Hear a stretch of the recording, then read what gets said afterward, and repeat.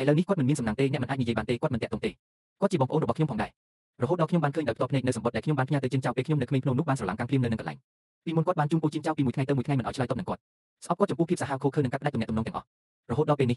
រទុកសោករបស់ជាងមូបាននឹកឃើញភ្លាមគាត់បានត្រឡប់លិខិតម្ដងមួយគ្រាន់តែដឹងថាចន្លោះទំនេរនៃអក្សរនីមួយមានការពិពណ៌នាលម្អិតអំពីរូបរាងរបស់គាត់បន្ទាប់មកពាក្យរបស់ម្ដាយខ្ញុំស្រាប់តែឮនៅក្នុងត្រចៀកខ្ញុំគាត់បានហៅផ្ទះ3 និង 5 ដងខ្ញុំបានព្រមានគាត់ខ្ញុំមិនចង់ឲ្យអ្នកដើរលេងទេតើអ្នកបានព្រមានគាត់អំពីអ្វីខ្ញុំឲ្យគាត់ដឹងអ្វីមួយអំពីច្បាប់កុំចេះតែខ្ជិលអ្នកវាប្រែថាចិនចៅមិនដែលប្រងើយកន្តើយនឹងអក្សររបស់គាត់ទេវាមិនមែនថាគាត់មិនចង់វិលត្រឡប់មកវិញទេវាគឺជាយ៉ាងដែលបានបង្ខំគាត់មិនឲ្យរំខានដល់ជីវិតរបស់យ៉ាងនោះដោយពាក្យដូចជាកាំបិតបេះដូងពេញរបស់គាត់អាចត្រូវបានគូតែលើក្រដាសប៉ុណ្ណោះបន្ទាប់មកលាក់អក្សរទាំងអស់នោះដែលស្ងៀមស្ងាត់ការយល់ច្រឡំជាច្រើនឆ្នាំត្រូវបានដោះស្រាយក្នុងចលនាមួយបង្វែរការសោកស្ដាយរបស់ឈើទៅជាទឹកភ្នែកក្តៅភ្លាមគាត់បានទាញដៃហើយស្រក់ទឹកភ្នែកខ្ញុំមិនដឹងថាខ្ញុំយំយូរប៉ុណ្ណាទេរហូតដល់បងស្រីខ្ញុំចូលមកឃើញភ្នែកគាត់ហាមដូចត្រីមីតូចដូច្នេះខ្ញុំមិនអាចជួយបានទេប៉ុន្តែប្រាប់គាត់ពីទីតាំងរបស់បងប្រុសខ្ញុំនៅពេលជាងមុំដល់ហាងលក់ឡានរន្ធត់គាត់គិតថាយ៉ាងមើលបានដើរតាមម្ដាយរបស់គាត់ទៅកាណាដាយ៉ាងមើលបានប្រឡេកមើលនាឡិកានៅលើជញ្ជាំងរហូតដល់ម៉ោង 12 រីករាយថ្ងៃកំណើតហើយយ៉ាងមិនបានវិលត្រឡប់មករកអារម្មណ៍របស់គាត់ជាយូរមកហើយតាមពិតចិនចៅមិនដែលស្គាល់ផលិតកម្មពិតរបស់គាត់ទេនៅគ្រានោះជាងមានអារម្មណ៍សោកស្ដាយចំពោះគាត់ហើយអស់សង្ឃឹមគាត់បានបង្កើតច្បាប់មួយសម្រាប់ចិនចៅដើម្បីចែករំលែកថ្ងៃកំណើតដូចគ្នាជាមួយជាងមូដូចនេះបាច់គូកំណើតដែលមិនមែនជាជាងតែល្អជាងហើយចំណងនេះត្រូវបានចំអស់រយៈពេលជាង20ឆ្នាំមកហើយរីករាយថ្ងៃកំណើតបងប្រុសខ្ញុំបានទិញនំស្ទ្រូប៊េរីដែលគាត់ចូលចិត្តនៅថ្ងៃនេះយ៉ាងមានបានធ្វើសេចក្តីប្រាថ្នាពីរទី1គឺចង់ដឹងថាថ្ងៃកំណើតរបស់អ្នកនៅពេលណាហើយទី2គឺថាគាត់ធ្វើឡើងដោយមានបំណងចង់មិនបែកគ្នាបន្ទាប់មកយ៉ាងមានបានស្នាក់នៅជាមួយបងប្រុសរបស់គាត់ដើម្បីទទួលជោគជ័យដួងចិត្តនិងគំនិតចំនួន800ត្រូវបានប្រើគាត់ចាប់ផ្ដើមនិយាយថាបន្ទាប់ពីម្ដាយរបស់គាត់លុបផ្ទះចាស់នៅណានជាងគាត់គ្មានកន្លែងស្នាក់នៅទេឥឡូវនេះវាជាឪពុកដែលមិនខ្វល់ពីអ្វីដែលម្ដាយមិនចង់បានសូម្បីតែបងប្អូនខ្ញុំក៏មិនស្រឡាញ់ខ្ញុំដែរដើម្បីធ្វើឲ្យថ្ងៃនេះមានអារម្មណ៍សោកស្ដាយចំពោះខ្លួនអ្នកគាត់ថែមទាំងបាននិយាយពីដងទៀតថាវាមិនជឿចាប់ទេហើយប្រកាសណាស់ការនេសាទដ៏ព្រាមប្រំនេះពិតជាមានប្រយោជន៍ណាស់នៅថ្ងៃនេះទេអ្នកចង់អីខ្ញុំធ្វើអ្វីតើអ្នកគិតថាវាសមរម្យសម្រាប់ខ្ញុំក្នុងការរស់នៅទីនេះទេវាជាការសមរម្យយ៉ាងមេចាប់ផ្ដើមត្អូញត្អែថាម៉ាស៊ីនកម្ដៅទឹកនៅផ្ទះប៉ាត្រូវបានខូចខ្ញុំមិនអាចសំបីតែញូតទឹកក្ដៅតើអ្នកណាអាចឈរតម្រង់ជួររបស់យូស៊ូស៊ីន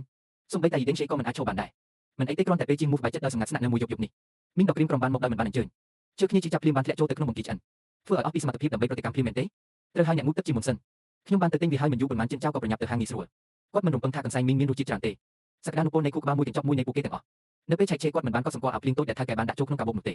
េនៅពេលដែលជាងមូបានងូតទឹកហើយបានបង្ហាញខ្លួននៅចំពោះមុខគាត់ដោយពាក់អាវយឺតរបស់ចិនរ៉ៅបំពង់របស់ចិនចៅមិនអាចជួយបានទេប៉ុន្តែរឹតបន្តឹងជាងមូក៏មានអារម្មណ៍ថាមានអ្វីខុសជាមួយបរិយាកាសគាត់ប្រញាប់ដេកនៅពេលកណ្ដាលអាធ្រាត្រទៅពេលឈើហើយមិនអាចគេងលក់បានព្យាយាមអស់ពីសមត្ថភាពដើម្បីរកយុទ្ធសាស្ត្រក្នុងការបំបត្តិជំងឺរាគរូសនៅលើទូរស័ព្ទដៃរបស់អ្នកដងកក់ក្ដៅរបស់គាត់ជាប់ភ្នំទៅនឹងអនុប្រធានតូចរបស់ជាងមូដើម្បីជួយគាត់ជួយគៀងយានដើម្បីបំបត្តិការឈឺចាប់មានតែដង្ហើមរាក់ពីប៉ុណ្ណោះដែលនៅសល់នៅក្នុងបន្ទប់ក្លិនប្រេងម៉ាស៊ីនលីជាមួយក្លិនក្រអូបខ្សោយនៃជាការជួបរំពាត់ជំវិញជោគវាសនាដែលអ្នកទាំងពីរបានកាត់អស់រយៈពេលជាង10ឆ្នាំមកហើយនៅព្រឹកបន្ទាប់ជាងមូបានចេញមកឃើញបរិះនៅក្នុងហាងលក់ឡានជួសជុលឡានដោយមិនគិតគាត់ចូលក្នុងឡានហើយរកមើលកំហុសបន្ទាប់មកលោតចេញពីឡានហើយប្រាប់ពួកគេពីអ្វីដែលខុសជាមួយឡានខ្ញុំមិនទាំងបានកត់សម្គាល់ពីភ្នែកត្រង់របស់មនុស្សទាំងពីរផងហើយជួបនេះបានកាត់ឡើងដែលត្រូវបានគេមើលឃើញដោយរូបថតជិតស្និទ្ធមិនឆ្ងាយក្រឡេកមើលយ៉ាងមេនៅតែពាក់អាវយឺតរបស់គាត់ដោយផ្លូវរបស់គាត់លាតត្រដាងគាត់បានមកយ៉ាងលឿនដើម្បីរំរាំភ្នែករបស់មនុស្សទាំងពីរតែគាត់កំពុងមើលអ្វីទៅធ្វើការបន្ទាប់មកគាត់បាននិយាយឲ្យស្នើសុំឲ្យយ៉ាងមើលផ្លាស់ប្ដូរការគ្រប់គ្រងវាយ៉ាងមីសូមទៅផ្ទះហើយជួយគាត់ឲ្យកាន់វ៉ាលីនៅថ្ងៃនេះខ្ញុំបានឃើញបំណងប្រាថ្នារបស់គាត់ចង់បន្តរស់នៅដូច្នេះខ្ញុំបានបដិសេធគាត់ដោយមិនស្ទាក់ស្ទើរខ្ញុំបាននិយាយថាវាគ្រាន់តែមួយយប់ប៉ុណ្ណោះតើអ្នកបានគេងគ្រប់គ្រាន់ទេកូនប្រុសរបស់សត្វខ្លានឹងចប់ដ៏មានឥទ្ធិពលបែបនេះភ្ញាក់អោបភ្លាមចំពោះផ្លែលឹកដែលបរិភោគទាំងមិនឆ្ងាយ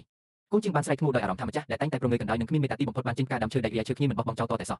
នៅតែដើរតួដោយព្យាយាមស្នាក់នៅពីវិយប់ទៀតដោយក្រឡេកមើលភ្នែកតូចដែលរំពឹងទុករបស់ជាងមូគាត់ស្ទាក់ស្ទើរពី3 វិនាទីបន្ទាប់មកគាត់បានចូលទៅជិតគាត់ដោយចិត្តណាយឺតហើយចលនាតូចនៃការចុចនឹងលេងភ្លាមបានធ្វើឲ្យបេះដូងរបស់ជាងមូឈប់គ្មានផ្លូវទេ